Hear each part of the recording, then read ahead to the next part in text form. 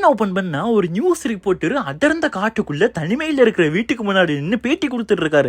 இவர் என்னடா பேட்டி கொடுக்குறாருன்னு சொல்லிட்டு லைட்டா உட்காந்து கேட்டோம்னா அந்த வீட்டில் பார்த்தீங்கன்னா வந்துட்டு பல நூற்றுக்கணக்கான கொலைகள் நடந்ததாகவும், ஸோ எந்த ஒரு கொலைக்குமே வந்துட்டு பின்னணியும் தெரியாது, ஏன் அந்த டெட் பாடி கூட நமக்கு கைக்கு கிடைக்கல அப்படிங்கிற மாதிரி பார்த்தீங்கன்னா வந்துட்டு மர்மமான ஸ்டோரியாக பார்த்தீங்கன்னா வந்துட்டு அவர் அந்த வீட்டுக்கு முன்னாடி நின்று நியூஸ் ரிப்போர்ட்டர் கொடுத்துட்டு இருக்காரு. ஸோ இப்படி கொடுத்துட்டு இருக்க அந்த சீன் அங்கேயே கட் ஆகுது. கட் ஆனதுக்கப்புறம் அடுத்து பார்த்தீங்கன்னா திடீர்னு ஒரு காரை காட்டுறாங்க ஃப்ரேமில். அந்த காருக்குள்ள பார்த்தீங்கன்னா 2 கப்புள்ஸ் வந்துட்டு இருக்காங்க. 2 பேர் ஹஸ்பண்ட் அண்ட் ஒய்ஃப் வந்துட்டு இருக்கும்போது திடீர்னு வர வழியில் பார்த்தீங்கன்னா காரு பஞ்சர் ஆகிருது. என்னடா கார் தானே பஞ்சர் ஆகுதுன்னு பார்த்தா அவங்க பஞ்சர் ஆகிற இடம் சுற்றி அடர்ந்த காடு, யாருமே கிடையாது, ரோடு மண் ரோடு மட்டும் இருக்கிற மாதிரி ஒரு ரோடு.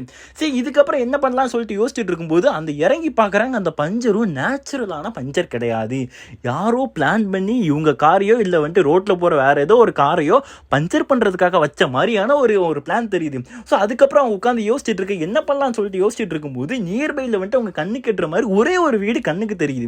ஸோ அந்த வீடு எந்த வீடுன்னு சொல்லிட்டு பார்த்தீங்கன்னா இதுதான் வந்துட்டு அந்த நியூஸ் ரிப்போர்ட்டர் நின்று இங்கே தான் பல நூற்றுக்கணக்கான மர்ம கொலைகள் நடக்குதுன்னு சொல்லிட்டு சொல்லியிருப்பார் இல்லையா, அந்த வீடு கண்ணில் பட்டோன்னா இதில் 3 பேர் என்ன பண்ணுறாங்க, அதாவது மொத்தம் 4 பேர் இருக்கிறாங்க. அதில் 3 பேர் வாங்க அந்த வீட்டுக்கு போய் ஏதாவது ஹெல்ப் கேட்கலாம், இல்லை ஏதாச்சும் வந்துட்டு பழைய வீடாக இருந்துச்சு நமக்கு ஏதாச்சும் உதவுதான்னு பார்க்கலாம்னு சொல்லிட்டு உள்ளே போகலான்னு சொல்லிட்டு ட்ரை பண்ணும்போது அப்போ ஒரு பொண்ணு சொல்கிறா, வேண்டாம் நம்ம போக வேண்டாம், எனக்கு வந்துட்டு ரிஸ்க் மாதிரி தெரியுது, எனக்கு வந்துட்டு ஏதோ நல்லதாக சரிபடலை அப்படின்னு சொல்லிட்டு அவங்க சொல்லும்போது அதையும் மீறி 4 பேரும் அந்த வீட்டுக்குள்ள காலடி எடுத்து வைக்கிறாங்க. வச்ச உடனே என்ன ஆகுதுன்னா, இதுக்கு முன்னாடி எப்படி பல நூற்றுக்கணக்கான பேர் அந்த வீட்டில் வந்துட்டு இறந்தாங்களோ மர்மமான முறையில், அதே மர்மமான முறையில் இந்த 4 பேர் இறக்குறாங்க. ஆனால் இவங்க இறக்குறது எப்படி அப்படிங்கிறது நமக்கு காமிச்சிருவோம், அதில் மர்மம் இருக்காது, ஏன்னா நம்ம பார்த்துருவோம். ஸோ எப்படின்னா கோகுலாரியை வச்சு சத்தக்குன்னு சொல்லிட்டு அம்புட்டி பேரையும் வெட்டி என்ன பண்ணுறாங்கிறத கேட்குறதா நமக்கு வந்துட்டு ரொம்ப பயங்கரமான ட்விஸ்டாக இருக்குது. ஏன்னா அவ்வளோ பேரையும் வெட்டி துண்டு ஆக்கி ஃப்ரிட்ஜுக்குள்ளே வைக்கிறாங்க.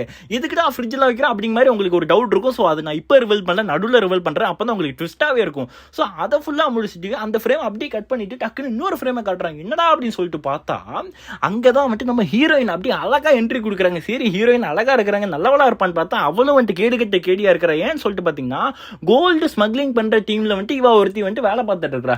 நார்மலாக வந்துட்டு ஒரு ஹோட்டலில் ஒர்க் பண்ணிட்டு இருக்கா. எப்போலாம் வந்துட்டு டீமில் வந்துட்டு கால் பண்ணி கூப்பிட்றாங்களோ அப்போ போயிட்டு இந்த ஒர்க்கை முடிச்சுட்டு அமௌண்ட் ஆட்டை போட்டு வரதான் இவங்க பிளான்.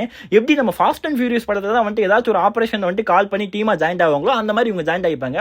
ஸோ அந்த மாதிரி திடீர்னு ஒரு நாள் பார்த்தீங்க வந்துட்டு இந்த கோல்டு ஸ்மக்லிங் பண்ணணும். ஸோ அப்படிங்கிற மாதிரி வந்துட்டு டீமுக்கு வந்துட்டு ஒரு ஒர்க் வருது. ஸோ அங்கங்கே இருந்து எல்லாரும் பார்த்தீங்கன்னா வந்துட்டு டீமாக ஒன்று கூடுறாங்க. மொத்தம் 7 பேரில் வந்துட்டு ஒருத்தர் வந்துட்டு டீம் லீடு, இன்னொருத்தர் வந்துட்டு ஒரு மொட்டை மண்டையை. இந்த மொட்டை மண்டைனா நல்லா ஞாபகம் வச்சுக்கோங்க, மண்டையிலே போடணும், ஓகேங்களா. ஸோ அவன் அந்த மாதிரிப்பட்ட கேரக்டர் அந்த மூவியில் நடிச்சிருக்காப்புல. ஸோ என்னன்னா வந்துட்டு எல்லாரும் சேர்ந்து பிளான் பண்ணியிருந்தாங்க. என்னன்னா வந்துட்டு ஃபர்ஸ்ட்டு அங்கே ஆர்டர் என்ன வருதுன்னா, கையில் வந்துட்டு கோல்டை கொடுத்துட்டு இந்த கோல்டை நீங்கள் வந்துட்டு சேஃபாக வச்சுக்கோங்க, நீங்கள் வந்துட்டு இன்னொருத்தங்கிட்ட நான் சொல்கிற டேட்டில் சொல்கிற டைமில் வந்துட்டு சொல்கிற பிளேஸில் கைமாற்றி விடணும் அப்படின்னு சொல்லிடுறாங்க. ஸோ அப்படி சொல்லிட்டு இருக்கும்போதே ஒரு ஹோட்டல் புக் பண்ணி தாங்க சொல்லிட்டு கேட்கும்போது அந்த ஹோட்டல் என்னென்னா வந்துட்டு சிட்டிக்குள்ளே வந்துட்டு ரொம்ப வந்துட்டு ஹாட்டாக இருக்குது, நீங்கள் கொஞ்சம் வில்லேஜ் ஏரியாவுக்கு போங்க அப்படின்னு சொல்லிட்டு வில்லேஜில் எங்கள் அம்மாவோட வீடு இருக்குது, நீங்கள் அங்கே தங்கிக்கலாம்னு சொல்லிட்டு அவன் சொல்லும்போது என்ன பண்ணிடுறான், அட்ரஸ் சொல்கிறாங்க. அட்ரஸ் சொல்லும்போது இன்னொருத்தன் வந்துட்டு ஃபோன் கால் லைனில் வந்துடுதான்.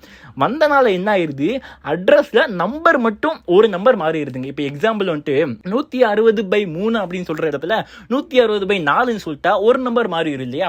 ஸோ அப்படி மாறினால என்ன ஆயிடுச்சு, இவங்க வந்துட்டு ஏரியாவே மாறி பார்த்தீங்கன்னா வந்துட்டு இவங்க வந்த வீடு என்னென்னா அந்த கொடூர கொலைகள் நடந்துட்டு இருக்கு தெரியுமா. ஸோ அந்த கொலைகள் நடக்கிற வீட்டுக்கு வந்துட்டு இவங்க அவ்வளோ பேர் 7 பேர் வந்துட்டு இதுதான் நமக்கு கொடுத்துருக்க ஹோட்டல்ப்பா, அம்மா வீடுப்பா அப்படின்னு சொல்லிட்டு அவ்வளோ பேரும் வந்து தங்கிட்டாங்க.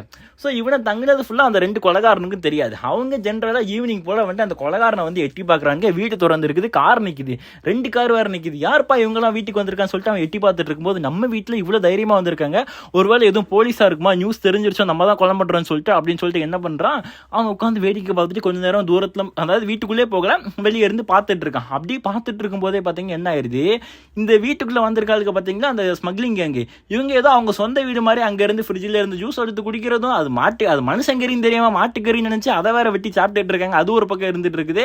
ஸோ இப்பெல்லாம் கதை ஸ்டோரி போயிட்டு இருக்கும்போது எவ்வளோ தைரியம் இருந்து இந்த மாதிரி பண்ணுறாங்க சொல்லிட்டு அந்த கொலைகாரங்க என்ன பண்ணன்னு தெரியாமல் யோசிச்சுட்டு இருக்கேன். ஏன்னா அவங்க மொத்தம் 7 பேர் இருக்கனால. ஸோ இவனுக்கு என்ன பண்ணிடுறாங்கன்னா அந்த கோல்டை பாதுகாக்கிறதுக்காக அதாவது டவுன் ஃப்ளோர் இருக்கு தெரியுமா, கிரவுண்ட் ஃப்ளோருக்கு கீழே வந்துட்டு பாட்டமில் வந்துட்டு இந்த கோல்டை வந்துட்டு பாதுகாப்பாக வச்சுட்டு வீட்டுக்கு ஒரு நாள் நைட்டு ஃபுல்லாக வந்துட்டு காவலுக்கு ஒருத்தர் நிற்கணும் அப்படின்னு சொல்லிட்டு அந்த 7 பேர்ல இருந்து ஒரு பையனை தூக்கி வீட்டுக்கு வெளியே விட்டுருந்தாங்க.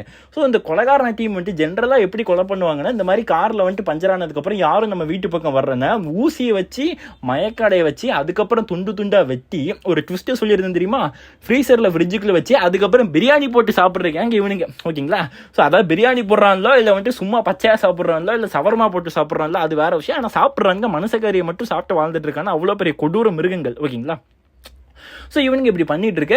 அதே மாதிரி அந்த ஒரு நாள் நைட்டு வந்துட்டு காவலுக்கு ஃபர்ஸ்ட் நாள் வெளியே விட்டுருந்தாங்க தெரியுமா. ஸோ அவங்களையும் ஊசி போட்டு நீ எதுக்கு இந்த மாதிரி பண்ணுறீங்கன்னு சொல்லும்போது சார் இல்லை நாங்கள் வந்துட்டு இந்த மாதிரி கோல்டு ஸ்மக்லிங் பண்ணுறோம், ஸோ இதுக்காக நாங்கள் அந்த வீட்டில் இருக்க தங்கியிருக்கோம்னு சொன்னோன்னா அவங்களுக்கு வந்துட்டு நிம்மதியாயிடுச்சு. ஏன்னா வந்துட்டு போலீஸ் பிடிக்க வர்றதில்ல, இவனுங்களே ஒரு திருட்டு கும்பல் அப்படின்னு சொல்லிட்டு என்ன பண்ணிடுறான், ஃபர்ஸ்ட் அவனுங்களை போட்டு தள்ளிடுறான். அடுத்த நாள் காலையில் விடிஞ்சிருது. விடிஞ்சதுக்கு அப்புறம் என்ன ஆகுது அப்படின்னு சொல்லிட்டு கேட்டிங்கன்னா இவங்க எல்லாரும் டீம்ல இருந்து தேடுறாங்க. எங்கப்பா இவன் நைட்டு ஃபுல்லாக நிற்க விட்டுருந்தா ஆளை காணுன்னு சொல்லிட்டு ஒருத்தன் என்ன பண்ணுறான், தேடும் போது வந்துட்டு ஒருத்தர் மட்டும் அங்கேருந்து காரை ஸ்டார்ட் பண்ணுறான். கார் ஸ்டார்ட் ஆகலை. சரி இன்னொரு கார் இருக்கு, அது லைட்டாக ஸ்டார்ட் ஆகுது. எப்படியோ ஸ்டார்ட் பண்ணி எடுத்து அவனை தேட போயிடுறான். தேட போன இடத்துல என்ன ஆயிருது, ஆல்ரெடி வந்துட்டு அவனுக்கு 2 பேர், அதாவது இந்த வெளியே நைட்டு ஃபுல்லாக வந்துட்டு காவலுக்கு நின்று செத்து போயிருந்தான் தெரியுமா, அவனோட ட்ரெஸ்ஸை இந்த கொலகார கும்பலில் இருந்த ஒரு 2 பேரில் ஒருத்தன் வந்துட்டு என்ன பண்ணியிருக்கான், ட்ரெஸ்ஸை போட்டுட்டு ரோட்டில் அவனை மாதிரியே படுத்து ஏமாத்திருக்கான். அதை பார்த்து இவன் என்ன பண்ணா, காரை விட்டு இறங்கி வந்து இவன் தான் செத்துருக்கான் போல, இல்லை இவன் தான் படுத்து கிடக்கான் ரோட்டில் அப்படின்னு சொல்லிட்டு இறங்கி வந்து கூப்பிடும்போது காரில் வந்தவனையும் பார்த்தீங்கன்னா வந்துட்டு போட்டு தள்ளிடுறாங்க. போட்டு தள்ளினோட இப்போ டீமில் 2 பேர் காலி, மிச்சம் 5 பேர் தான் இருக்கான். அந்த 5 பேரில் ஒருத்தன் தான் டீம் லீடு, இன்னொருத்தன் மொட்டை, இன்னொருத்தன் வந்துட்டு ஒரு பொண்ணு, இன்னொருத்தன் ஒரு பையன். ஓகேங்களா? ஸோ இப்படி இருந்துட்டு இருக்கும்போது வந்துட்டு இவங்களுக்குள்ளே பயங்கரமான கன்ஃபியூஷன் நடந்துட்டு இருக்கு. ஸோ என்ன பண்ணு தெரியல, இப்படி ஒவ்வொருத்தங்களா செத்துட்டு இருக்காங்க, ஆளை காணும் அப்படின்னு சொல்லிட்டு யோசிச்சுட்டு இருக்கும்போது இவன் என்ன பண்ணிடுறாங்க தெரியுமா, இந்த டீம் லீடு இருக்க அந்த டீம் லீடுன்னு ஒருத்தனை அந்த மொட்டையும் இன்னொருத்தவனும் சேர்ந்து என்ன பண்ணிடுறாங்க, ஸோ நான் உன்னை விட்டேன்னா நீங்க வந்துட்டு தங்கத்தை அடிச்சுட்டு போயிடும் அப்படின்னு சொல்லி அவனுங்களுக்குள்ளே சண்டையை போட்டு டீம் லீடை வந்துட்டு இந்த மொட்டை இன்னொருத்தன் சேர்ந்து போட்டு தள்ளிடுறான். இவனுக்குள்ளே சண்டையை போட்டு ஒருத்தனை முடிச்சிருந்தாங்க. இப்போ மிச்சம் 4 பேர் தான் இருக்கான். அந்த 4 பேர்ல அவனுக்கு என்ன பிளான் பண்றாங்க அப்படின்னு சொல்லிட்டு கேட்டீங்கன்னா, ஓகே நம்ம வந்துட்டு எப்படியாச்சும் தங்கத்தை அடிச்சுட்டு போகணும்னு சொல்லிட்டு இந்த ஒரு பொண்ணு இருக்கா தெரியுமா, நம்ம ஹீரோயினுக்கும் இவ்வளோ பிரச்சனை போயிட்டு இருக்குது. ஹீரோயினுக்கு லவ் கேட்குது. அங்க இருக்க இன்னொரு பையனையும் பிடிச்சி லவ் பண்ணிட்டு தெரியுதுங்க அந்த ரெண்டும். சரி நீங்க வந்துட்டு இந்த வீட்டுக்குள்ள ஜாலியா வந்துட்டு லவ் பண்ணிட்டு கதை பேசிட்டு உட்கார்ந்துட்டு இருக்கீமா அப்படின்னு சொல்லிட்டு என்ன பண்ணிட்டான், அந்த மொட்டையும் இன்னொருத்தனும் 2 பேரும் கையும் காலையும் கட்டி போட்டுட்டு அவனுக்கு பார்த்து வீட்டை விட்டு இறங்கி எஸ்கேப் ஆயிடறான்னு சொல்லிட்டு இறங்கி எஸ்கேப் ஆகிட்டான். அதில் பார்த்தீங்கன்னா வந்துட்டு ஒருத்தே வந்துட்டு ஆல்ரெடி வந்துட்டு எஸ்கேப் ஆகிட்டு இருக்கும்போது வெளியே போயிருக்கான். போயிட்டு இருக்கும்போது என்ன ஆயிடுச்சு அப்படின்னு சொல்லிட்டு கேட்டிங்கன்னா, இவனை 2 பேரும் சண்டை போடுறாங்க. திரும்ப இந்த மொட்டையும் ஆல்ரெடி வந்துட்டு இன்னொருத்தையும் வெளியே போனா தெரியுமா, 2 பேரும் அவனுக்கு சண்டையை போட்டு எனக்கு தான் தங்க வேணும் அப்படின்னு சொல்லிட்டு மொட்டை என்ன பண்ணிட்டான், கூட வந்த ஃப்ரெண்டை அவனே போட்டு சொல்லிட்டான். ஆல்மோஸ்ட் இப்போ வந்துட்டு 3 விக்கெட்டு போயிருச்சு. மிச்சம் இருக்கிறது மொட்டையும் உள்ள இருக்க கப்புள்ஸும் மட்டும் தான். அது கப்புள்ஸ் இல்லை, அப்போ கப்புள்ஸாக மாறிக்கிட்டாங்க உள்ள வீட்டுக்குள்ளே போனதுக்கு அப்புறம். ஓகேங்களா? ஸோ இப்போ என்னன்னா என்ன பண்ணிட்டு இருக்கா, அது நடு காடு இல்லையா, ஸோ இப்போ வந்துட்டு காட்டை விட்டு வெளியே போகணும். எப்படி போகுன்னு தெரியாம ரோட்ல ஒரு வண்டி வந்திருக்கு. அந்த வண்டியை வந்துட்டு கை போட்டு மறைச்சிருக்கான். மறைச்சிருக்கும் போது என்ன ஆயிருக்குன்னா, அந்த வண்டி தான் இந்த கொலகார வண்டி. கொலகாரம் வந்துட்டு மொட்டையும் போட்டு தள்ளிட்டு தங்கத்தை தூக்கி திரும்ப வீட்டுக்கு வந்துட்டான். வீட்டுக்கு வந்துட்டு இருக்கும்போது பார்த்தா தெரியுது, அந்த வீட்டுக்கு வரதுக்குள்ள உள்ள கெட்டி போட்டுதான் தெரியுமா அந்த லவ்வர். அப்போ கப்பலா மாறின அந்த புது கப்பல்ஸ் இருக்காங்க தெரியுமா, அவங்க 2 கையும் வந்துட்டு எப்படியோ வந்துட்டு அவுத்துட்டு கரெக்டா வந்துட்டு அந்த பையன் வந்துட்டு வீட்டை விட்டு வெளியே போலான்னு போகும்போது அந்த கொலகாரன் அப்பாவோட பையன் இருக்கான் தெரியுமா, அதை மொத்தம் 2 பேர். அதுல ஒரு கொலகாரன் என்ன பண்ணிட்டான், அந்த பையனை வந்துட்டு போட்டு தள்ளிட்டான். போட்டு தள்ளினதுக்கு அப்புறம் மிச்சம் இருக்கிற யாரு, இந்த பொண்ணு மட்டும் மிச்சம் இருக்கிறான்.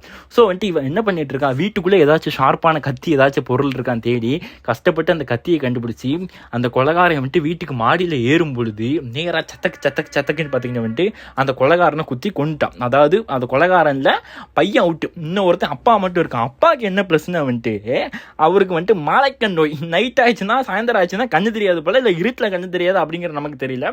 ஸோ அதனால அவளுக்கு ரொம்ப ஈஸியாக போச்சு. அவரையும் கொலை பண்ணிட்டு அந்த பேக் ஃபுல்லாக வந்துட்டு தங்கம், அந்த தங்கத்தை வந்துட்டு யார்கிட்ட எப்படி ஒப்படைக்கணுமோ அதே மாதிரி. ஆனால் அவன் அந்த தங்கத்தை ஆட்டையை போட நினைக்கல, கரெக்டாக வந்துட்டு ஒப்படைச்சிட்டு என்ன அதுக்கான அமௌண்ட்டோ வேலை பார்த்ததுக்கு அந்த அமௌண்ட்டை வாங்கிட்டு சிரிச்சுக்கிட்டே வந்துட்டு படத்தை என் பண்ணிட்டானுங்க. டேய் இது ஒரு படம், இதில் இவ்வளோ ட்விஸ்ட் வேற வச்சு ஆத்தாடி, இதை பார்க்கும்போது தான் வந்துட்டு நான் சொல்லும்போது உங்களுக்கு ஜாலியாக இருந்திருக்கும். ஆனால் அந்த படத்தை பார்க்கும்பொழுது அவ்வளோ தூரம் உங்களுக்கு வந்துட்டு வேற லெவலில் த்ரில்லிங்காக இருக்கும். டே போகாவதா ஒன்று கொண்டுருவான் போட்டுருவான் அப்படிங்கிற மாதிரி இருக்கும். ஸோ இந்த ஸ்டோரி உங்களுக்கு பிடிச்சிருந்துச்சுன்னா மறக்காம லைக் பண்ணிட்டு ஷேர் பண்ணிட்டு வீடியோ சப்ஸ்கிரைப் பண்ணிட்டு அப்போ இருங்க. Love you so much guys, by.